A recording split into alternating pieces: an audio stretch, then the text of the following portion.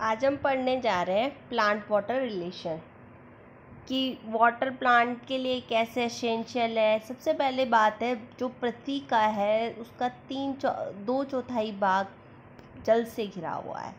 जल, जैसे हम बात करते हैं कि हमारा जो उत्पत्ति है जीव की, वो सबसे पहले जल से हुई है, और हमारे सेल का जो 90% कॉन्स्टिट्यूएंट है वो वाटर से बना हुआ है। एज वी ऑल नो कि water is essential for every physiological metabolism.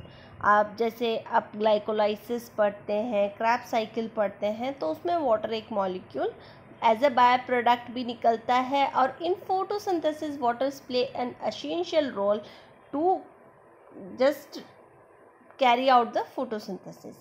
सो हम वाटर की प्लांट में वाटर कैसे ट्रांसपोर्ट होता है, how water regulate different metabolism in plant, how water is useful for the plant, आज हम वो पढ़ने जा रहे हैं। water is a good solvent। अब आपने वर्ड पढ़ा सॉल्वेंट। केमिस्ट्री में आपको पता है सोल्यूशन में 2 पार्ट होते हैं, एक होता है सल्यूट, एक होता है सॉल्वेंट। सॉल्वेंट वो पार्ट होता है जिसमें सल्यूट डिसॉल्व होता है। तो वाटर एक बहुत अच्छा सॉल्वेंट है।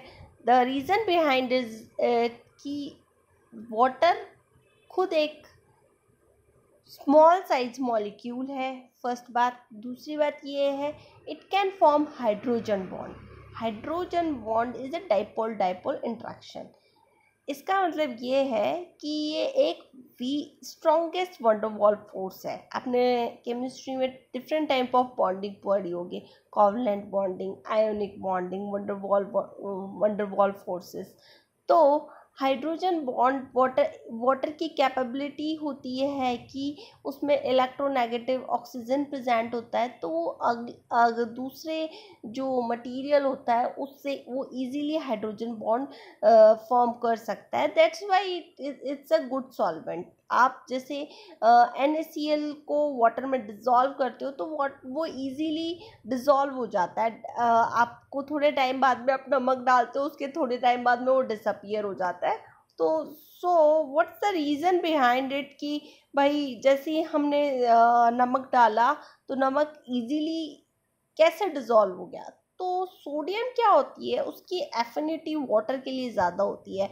एफिनिटी का मतलब होता है किसी भी मॉलिक्यूल की किसी के प्रति attraction, that is known as affinity. तो NaCl में Na positive and Cl negative, तो NaCl is electronegative item, so it easily form water hydrogen bond with water. तो इसलिए जब ये हाइड्रोजन बॉन्ड फॉर्म कर लेता है, इसलिए ये सॉल्युबल हो जाता है। जैसे आपको डायग्राम में दिखा रहा है कि सोडियम और क्लोराइड दोनों ने ही वो बॉन्डिंग फॉर्मेशन कर ली है। जैसे क्लोराइड नेगेटिव है तो उससे हाइड्रोजन ने फॉर्म करी है, और सोडियम पॉजिटिव है तो उससे ऑक्सीजन में कौन किया। ड्यू टू पार्शियल डिफरेंस, देखो ऑक्सीजन पे नेगेटिव चार्ज है, देन हाइड्रोजन पे पॉजिटिव चार्ज है, तो ये डाइपोल की तरह एक्ट करता है, इसलिए हम इसे पॉलर भी बोलते हैं। पॉलर मतलब डिस्ट्रीब्यूशन ऑफ 2 चार्ज। तो ये वाटर में वाटर का पॉलर नेचर भी है, इसके कारण ये इजीली भी हर मॉलिक्यूल के साथ हाइड्रोजन बॉन्ड फॉर्म कर लेता है, उसको डिसॉल्व कर लेता है। अब water is a thermal stabiliser. तो हम कैसे कह सकते हैं कि वाटर एक थर्मल स्टेबलाइजर है। जैसे आपने 2 टाइप ऑफ एनर्जी पढ़ी होगी, one is kinetic energy, other is potential energy. Kinetic energy is motion energy. जब हम वर्क करते हैं या कोई भी काम कैरी मोशन में करते हैं तो काइनेटिक एनर्जी की बात करते हैं। तो काइनेटिक एनर्जी के लिए फॉर्मूला होता है 3/2 kT। K का मतलब होता है केल्विन कांस्टेंट, और T का मतलब होता है temperature constant. With increase in the temperature, जैसे टेम्परेचर इंक्रीज होगी, मॉलिक्यूल की थर्मल मोशन इंक्रीज होगी। उसमें क्या होगा, randomness, collision, number of collision बढ़ेंगे। हाँ, अपने को पता है कि जितने भी एटमॉस्फेयर में मॉलिक्यूल है वो एटम से बना है, तो एटम में क्या होगी, थर्मल स्टेबिलिटी बढ़ेगी और वो रैंडम मूवमेंट उसमें बढ़ेगा और नंबर ऑफ कॉलिजन्स बढ़ेंगे, जिसके कारण डिफ्यूजन रेट भी बढ़ जाएगी एज अ रिजल्ट।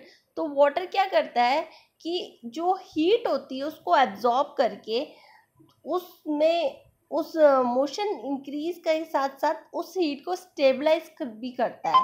तो water as a good coolant भी काम आता है। जस्ट प्लांट में मैं एक एग्जांपल बताती हूँ। प्लांट में एक प्रोसेस होती है ट्रांसपीरेशन, जिसको हम बोलते हैं transpiration is a necessary evil, मतलब एक इविल है, क्योंकि उससे पानी का प्लांट्स होते हैं वो एक बहुत लार्ज अमाउंट में वाटर को एटमॉस्फेयर में रिलीज कर देते हैं, लॉस कर देते हैं। बट एज ए रिजल्ट क्या होता है कि जैसे जैसे वाटर एवपोरेट होता है तो वहाँ पे क्या होता है, पत्तियों में कूलिंग इफेक्ट भी पैदा करता है। Just because of this cooling effect जो लीव्स होती है वो एक्स्ट्रा हीट से, मतलब जो सन की स्कॉर्चिंग हीट होती है उसको एब्जॉर्ब, मतलब उसको टॉलरेट कर पाती है। और इस एवपोरेशन से जो प्लांट का एक टेम्परेचर है वो नॉर्मल रेगुलेटेड होता है। टेम्परेचर बहुत इंपॉर्टेंट होता है क्योंकि टेम्परेचर से ही आपके पूरी एंजाइम मशीनरी फंक्शंस वर्क करते हैं। इसलिए हमने अभी 2 प्रॉपर्टीज़ पढ़ी है, बाकी प्रॉपर्टीज़ हम नेक्स्ट सेशन में पढ़ेंगे।